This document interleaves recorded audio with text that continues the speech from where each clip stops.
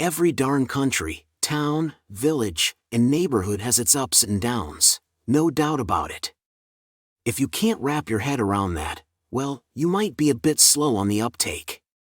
Now, let's dive in, no particular order, and talk about why the good old US of A is a mighty fine choice compared to Europe. World wars? Nah, we ain't got time for that. Never had 'em, never wanted 'em, and let's hope we never will. World wars are just not our style here in the good old United States. Sure, we've had our fair share of skirmishes, like that Civil War gig and a few other tussles. And before you start typing up a storm, yeah, we had Pearl Harbor, but that was a sneak attack that lasted a measly couple of hours. Oh, and the Japanese took a tiny rock in the Bering Sea near Alaska and camped out for a few months. We didn't even bother kicking them out. But when it comes to world wars, we haven't had any real combat on our turf except when we jumped into the ones happening in Europe. Heck, we've even lent a hand in a couple of those. Remember that German fella with the funny mustache? Yeah, he had big plans for Europe and the whole dang world. If it weren't for the good old US of A, his dreams might have come true.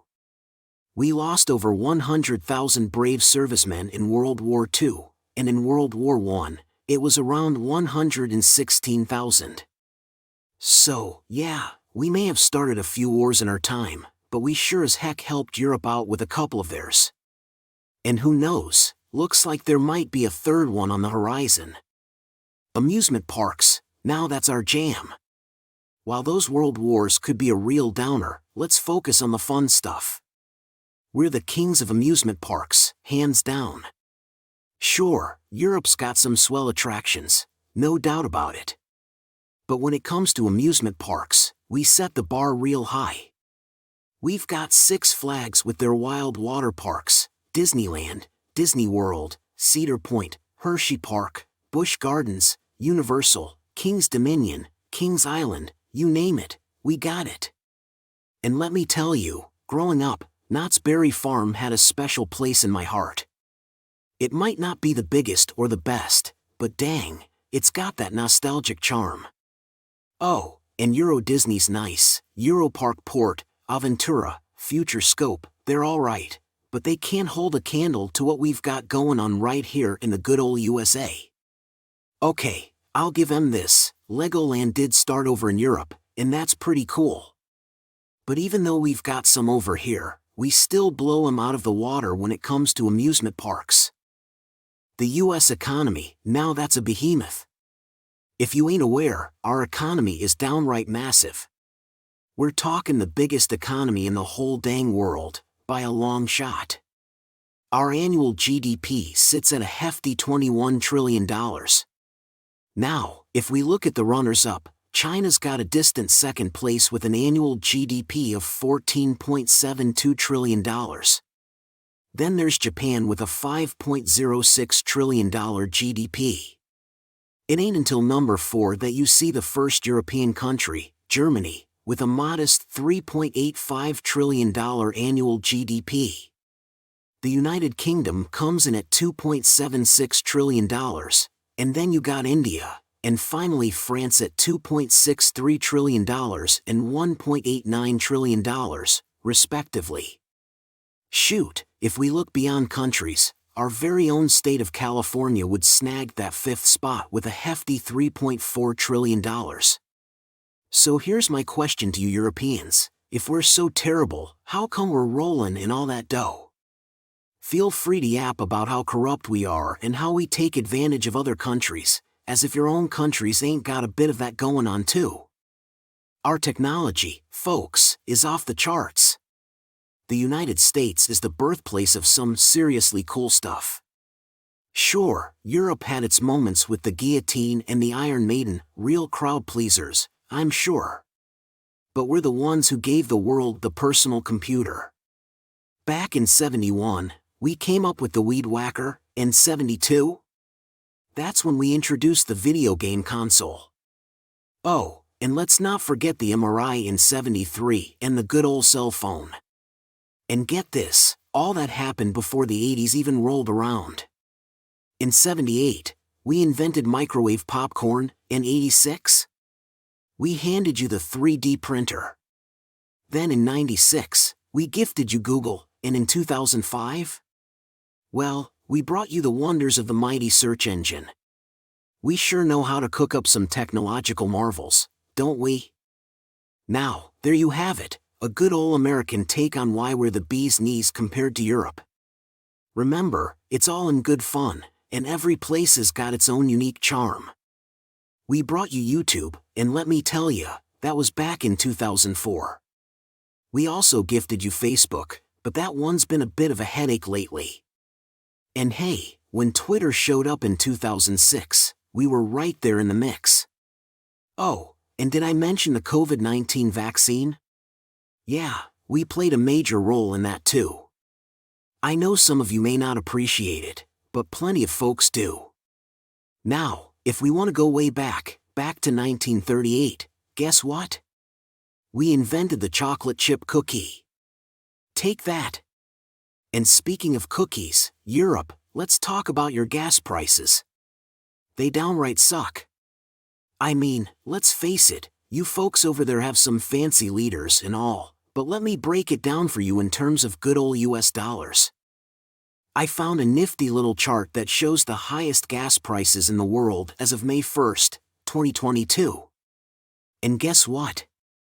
You're up there, Europe. Hong Kong takes the crown with an average of $10.87 per gallon of gas. Norway is at $9.13, Monaco at $9, and it goes on. Meanwhile, the United States, well, we're sitting comfortably at 84th place in the world, with an average of $4.58 per gallon. Now, I know some folks here might jump in with their political comments or complain about paying $5.10 in Los Angeles, but hey, that's the national average for you. And you Europeans, with your love for biking everywhere, well, I guess you don't mind those gas prices too much. Let's move on to something we're pretty proud of, fast food. Yeah, I know it's not the healthiest option out there, and it might explain why we've got our fair share of well-fed folks. But let me tell you, every European I know raves about our fast food. They can't get enough of the variety and flavors we've got going on. Don't get me wrong, Europe, you've got some great food too, with your fancy classic cuisines and all. Italian stuff, French delicacies, amazing.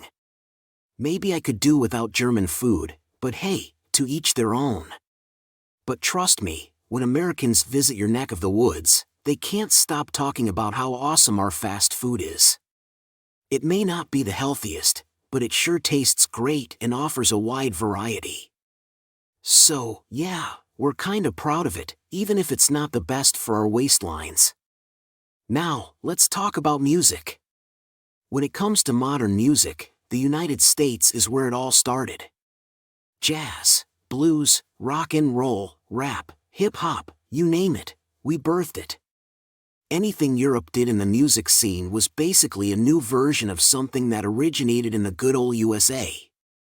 Oh, I know, if we go way back, you've got Mozart, Wagner, Chopin, Bach, great composers, no doubt. But what have they done for us lately? They've been long gone since the early 1900s or even earlier. When it comes to modern music, the United States shines. The first rock and roll song ever? That credit goes to Ike Turner and Jackie Brinston for their song Rocket 88. And from there, we had Elvis, Buddy Holly, the Beatles, the Rolling Stones, and so on. Sure, Europe has produced some amazing modern music too, but let's face it, we started it. Now, let's talk landscapes. Europe, you've got your Alps, rivers like the Rhine, beautiful lakes, and those amazing Greek Isles. They're all great, no doubt. But when it comes to sheer volume and variety, the United States takes the cake. We've got Yosemite, Arches, the Great Smoky Mountains, the Rocky Mountains, the Great Lakes, the Everglades, Death Valley, the giant sequoias, the Redwoods, Yellowstone National Park, the Badlands, the Grand Canyon, you get the idea. the entire state of Oregon is a natural wonderland. Sure, Europe has its fair share of breathtaking landscapes, but in terms of quantity and diversity, we've got you beat.